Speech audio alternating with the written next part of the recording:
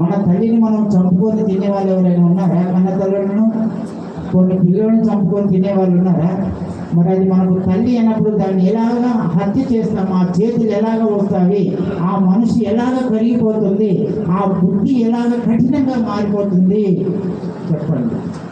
అందుకని ప్రతి ఇంట్లో ఇప్పుడు మన వాళ్ళు ఏం చేస్తున్నారు, కుక్కలను పెంచుకుంటున్నారు, విమానాలను కూడా ఎక్కించుకుని పోతున్నారు, పిల్లలను కూడా తిప్పుతున్నారు అనేది వార్తలే మనం చూడలేదు. కానీ అట్లాంటి కుక్క పిల్లలు పెంపుడు జంతువులు, కానీ అంతవరకే అది విశ్వాస జంతువులను వాళ్ళు చెప్తున్నారు. కానీ మనల్ని రక్షించేటువంటి తల్లి ఎవరంటే గోమాత.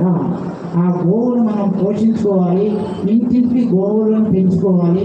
గోవులను ఎక్కడైతే విషయం చెప్తున్నాను, ఏ ఊరిలో కానీ ఏ మతస్థుడైనా సరే మానవ మాత్రుడు మాంసం తిన్నాడా వాడు నరరూప రాక్షసుడిగా తీర్చిపోతుంది మన శాస్త్రం. కాబట్టి మనం రాక్షసుడు మన మనుషులం కావాలి. తినేవాళ్ళు